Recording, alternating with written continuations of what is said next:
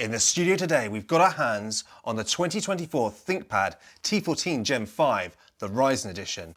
Now, the CPU may be just a refresh this year, but the chassis on this model has been redesigned to make an even more compelling business-class laptop with great battery, performance, and features. I'm going to tell you how it performs against the previous T14 Gen 4, which has been my daily driver for the last year, so you can decide whether it's worth buying the new model or saving some pennies and getting last year's model. So before we start checking out the new laptop, I want to just explain why I've been using the T14 Ryzen Edition Gen 4 as my daily driver, so a bit of a backstory if you will. Now, I'm often out and about on client sites or working in odd location, so for me a laptop's got to be rugged, have good battery life, lots of ports and a decent anti-glare screen and WAN port just in case I can't get a good Wi-Fi signal where I'm working. Now, this T14 has always hit that sweet spot for me, and the Gen 4 has held up incredibly well. And the Ryzen 7840 CPU in this laptop punched well above its weight. So then, let's take a look at this year's Gen 5. Now, I want to first mention that this is offered in both Intel and AMD. Now, I'm sure the Intel is fine, especially if you're not bothered about GPU performance and probably battery life, but for me, the Ryzen's where it's at. The onboard 780M has always been a great onboard graphics, and the Ryzen usually has much better battery life. So the model I have here is the new H840U Ryzen processor with 8 cores and 16 threads. But they do also offer a 6-core version if you're not such a demanding user. And this year the RAM is finally upgradable, so I chose the 8GB of RAM with this model to save some money and upgraded it to 32GB myself as soon as it arrived. Now, the previous Gen 3 and Gen 4 T14 had soldered RAM, so this is a really welcome change. There's also one M.2 slot, and I chose it with 512GB because I do also plan to upgrade the SSD myself, but you can customize it on Lenovo's configurator if you don't want to upgrade it yourself. Now, naturally, being a T14, we get a 14-inch 16:10 display. You can choose either a 1200p 400 nit low gamut screen, a 1200p 100% sRGB screen, or an OLED 1800p 400 nit screen. Now, when choosing the screen, I would say nobody should buy that entry-level low gamut option. Now, I'm sure there's going to be many IT managers that are going to choose this option for the employees they really don't like and also to save a few pounds. Now, the top range OLED panel has an amazing image quality and really deep inky blacks, but you're going to pay a premium for it and it will decrease the battery life on this model. Now, if image quality is a priority for you, that is the option to get. Now, the last option I want to talk about is the 100% sRGB 1200p screen, which is the low power option. And I've chosen this model because for me, 1200p on a 14-inch laptop still looks fine, and I value battery life over everything as I take this out regularly into the field. Now, the Gen 5 laptop is thinner than the previous Gen 14, and to me feels more like a T14S. It also has the same soft touch finish as the T14S, rather than the grittier version that I had on the Gen 4 T14 from last year. We also now get a lip at the front of the laptop, which makes it much easier opening the laptop than previous generations, but it's not going to be to everyone's taste. The hinges also open right up to 180 degrees, and they feel very sturdy with very little wobble when you're using it on your lap. Now, despite being slightly slimmer, we still get a great selection of ports. On the left side, we get 2 USB 4 ports, an HDMI 2, a USB-A and a headset jack. And on the right side, we get the Kensington lock, the Ethernet port, which is the sort of the flip out one, which I'm not as much of a fan of, but obviously being slightly thinner, they've had to squash that port down. And we get another USB-A, and if you get the WAN card option or the aerial for the WANs, you also get the SIM card tray. And at the end, we have the smart card reader option. Now, I'm not in a corporate environment, so I didn't need that, so I didn't select that when I ordered it. You'll also notice that there's no venting on the side like there normally is on a T14. This year, it has been moved to the back. That's something that's going to please a lot of people, because I know people moan that you get a bit of a hot hand if you're heavily utilising the laptop with the mouse right beside it. Now it's pumping the hot air out the back. On the top, we get the usual Lenovo logo and the Thinkpad logo, but this year it's kind of a sort of a glossy black rather than the silver they normally use. And the red dot above the eye is the usual lit red dot, which flashes slightly when you're in sleep. And I do really like that, so when the laptop is just sitting on the side of your desk, you know what state that's in, and it's obviously on when the laptop's on. So that is a nice little feature they've always had. And we now say T14 on the little tab we get at the top. Now, the soft touch finish, as always, does attract fingerprints and greases. You can clean it, but it will look a little bit dirty. But personally, I mean, my laptops are usually quite dirty when I've got them out in the field. And I love the fact that it feels great and doesn't slip out of your hand when you hold it. So I've always loved the soft touch finish. And the weight of the laptop comes in at 1.5 kilograms. Obviously that may vary slightly depending on the RAM and the configuration you get, but under 1.5K for a rugged 14-inch laptop, that's absolutely fine for me. And with regards to build quality, as always, these are pretty tanky. They've got the usual sort of magnesium sort of build. They feel solid and they do sort of stand up to a lot of sort of the abuse I throw at them. So no issues with the build quality, and they are military sort of tested as well, which probably helps with that. Overall, always pleased with the builds of these T14s. Now, opening the laptop, it looks like any other ThinkPad, but we do have some changes this year. We get the soft touch palm rest with the ThinkPad logo in the corner, and as per the lid, the actual logo is just sort of black now, whereas it used to be silver. I think it looks a little bit more professional, but I did quite like the silver look from last year. The touchpad is responsive and tracks well, but it is your usual springboard trackpad, and I would have loved to see the haptic trackpad like you get on the more premium models.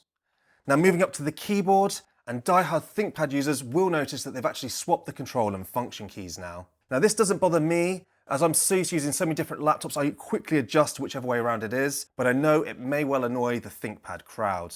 Now the typing experience is exactly the same as last year's model, and it has excellent feeling and excellent travel for modern laptop keys. Now don't get me wrong, it's not as good as the older style ThinkPad keyboards with that deep travel, but in this day and age, this is probably one of the best keyboards you can type on.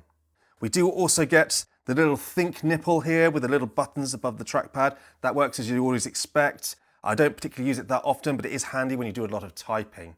And the power button is at the top right of the actual keyboard, and it also has a status light right above it, and it's on all the time when the laptop's powered on and will flash when it's in sleep. That is quite handy.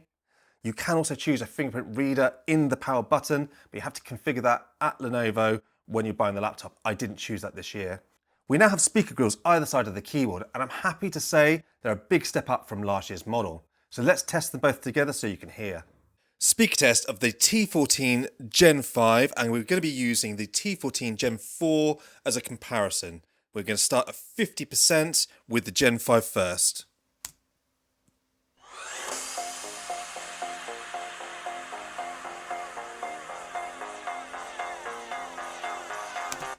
Now the Gen 4.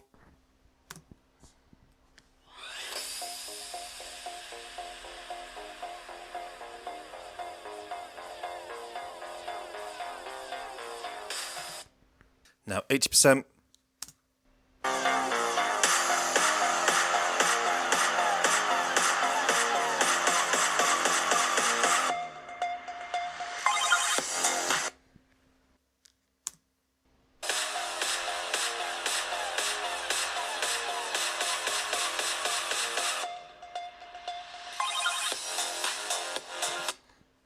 And then lastly 100%.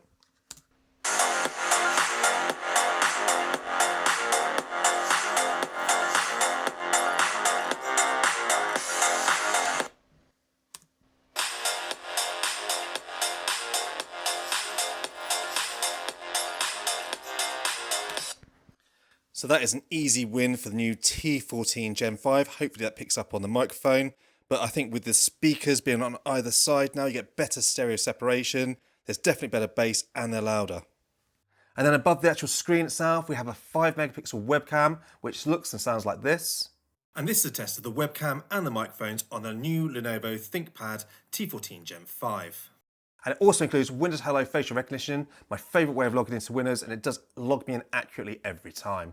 And then lastly, we do get the actual Think Shutter button, just for covering that webcam for the more privacy conscious among us. But by covering that webcam, I believe you will lose that Windows Hello facial recognition.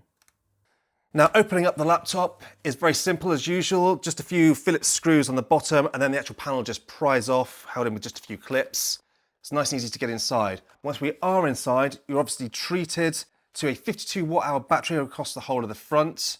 We can also see the upward firing speakers. Plus, we can see the SSD slot with the 512 gigabytes that I've got populated in here.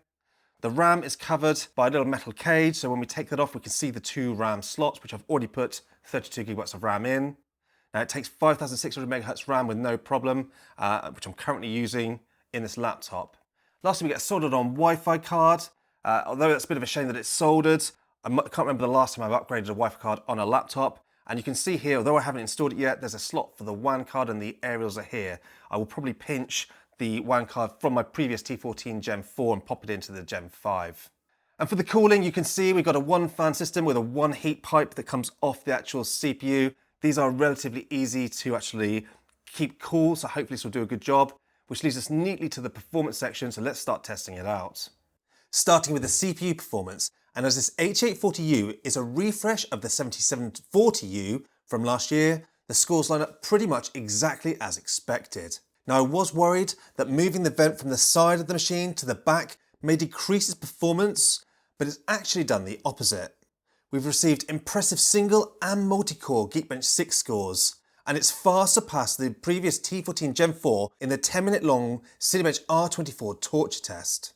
These Ryzen CPUs have always impressed me with their efficiency, and the fact that you can have an 8-core 16-thread in a tiny laptop like this is absolutely incredible. Moving over to the GPU performance, and although we've still got the 780M as per the 780M in last year's model, we were actually scoring less than the Gen 4. Now I believe this is due to the slower upgradable RAM as opposed to the faster soldered on RAM from last year's model.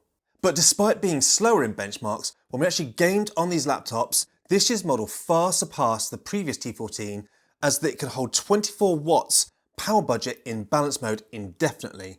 Last year's T14 starts at 24 watts but slowly drops down to 15 watts over time, and this makes a big difference in games performance.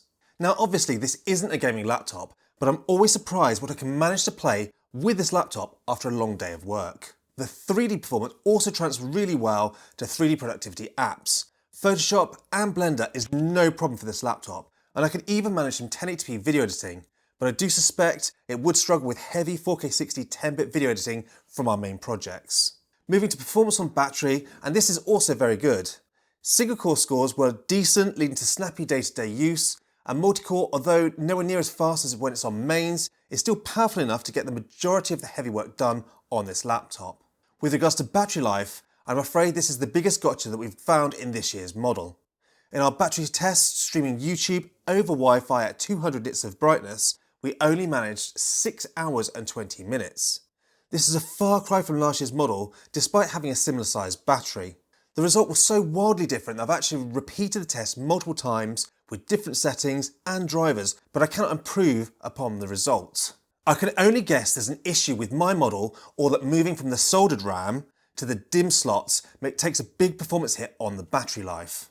But with that moan aside, the T14 is still charged via the USB-C port, and means not only do you get a compact charger with the laptop, but you can easily charge via power banks, docks, or monitors with power delivery, which I always utilise. So when I'm back at my office, I just plug this laptop into my 4K Dell, which has a built-in USB and Ethernet hub and 90 watt power delivery, giving me a 1 cable desk setup. So then on to the conclusion, and hopefully you can see why I've always used a T14 as my daily driver. For all my research, development, Photoshop and Blender use, these laptops cut right through it, whilst giving me a machine I can throw into a bag and take to any rugged environment, and it even has a good selection of legacy ports, so I'm not in dongle hell. Now Lenovo have made a lot of good changes on this year's model, and it does feel more premium, it has better cooling system, it has better speakers, and this handy lip does make it much easier to open up the laptop. We also now get upgradable RAM, and it's also easier to maintain. But the biggest gripe is the hit to battery life. I'm getting 3 hours less in light use than last year's T14 Gen 4.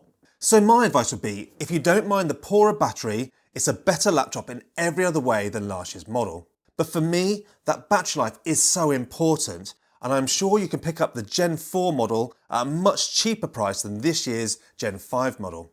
So there we go, those are my thoughts on the new T14 Gen 5. This is certainly a fantastic ultrabook that you can take everywhere and get the majority of your work done on it. But is it better than that Gen 4? Those are what you've really got to ask yourself. Is that battery life really important to you? As always, if you've got any questions, put it in the comment section down below and I will get back to you. And lastly, thanks for watching.